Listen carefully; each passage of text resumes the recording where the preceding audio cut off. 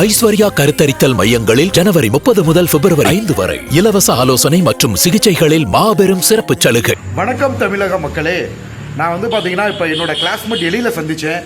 இவரும் நானும் ஒன்றா படித்தோம். ஹாஸ்டல் மதுரை சென்ட் மேரிஸில் ஹாஸ்டல்லையும் ஒன்றா படித்தோம்.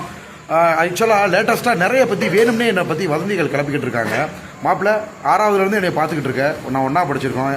என் டேட்டா பர்த் என்ன மாப்பிள்ள? 1988 தான் எங்கள் நீங்கள் ஒரே டேட்டா பர்த். 6வதுலேருந்து பார்க்குறேன். அப்போ நான் எப்படி இருப்பேன்? கொஞ்சம் லீனாக இருப்பேன் ஸ்கூலில். கபடி பிளேயர் தானே. நிறைய கிளப்பி விட்றாங்க மாப்பிள்ள. ஏதோ எனக்கு நாற்பத்தாறு எங்கே ஹீரோவார் என்னன்னு பயப்படுறாங்க. தமிழ் சினிமாவத்தில் இப்போ சிவகார்த்திகேயனாலும் நம்மளோட சீனியர். அவருக்கு நம்ம இளமை தானே. சிவகார்த்திகேயனுக்கு நம்ம இளமை.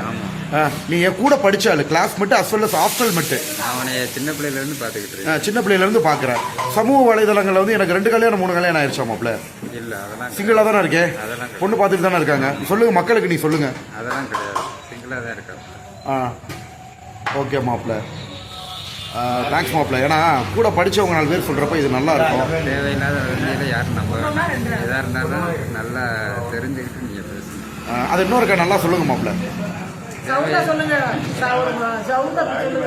தேவையில்லாத வதந்திகளை யாரும் நம்ப வேணாம். எதாக இருந்தாலும் தெளிவாக சொல்லிக்கிட்டு அப்புறம் நீங்கள் நம்ப. திவாகர் தான் இந்த வீடியோவை ஷேர் பண்ணி சோஷியல் மீடியாவில் அவரை சுற்றி வலம் வர வதந்திகளுக்கு முற்றுப்புள்ளி வச்சிருக்காரு.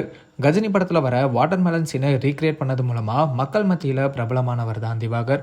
அது மூலமாக இவருக்கு பிக் பாஸ் தமிழ் சீசன் 9 கலந்துக்க வாய்ப்பு கிடைச்சது.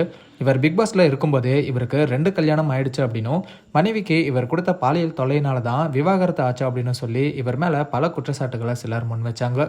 இந்த ஒரு சூழ்நிலையில் திவாகரே அவரோட நண்பர் கூட இதை பற்றி பேசி வீடியோ வெளியிட்டு அந்த சர்ச்சைகளுக்கு பதிலடி கொடுத்திருக்காரு.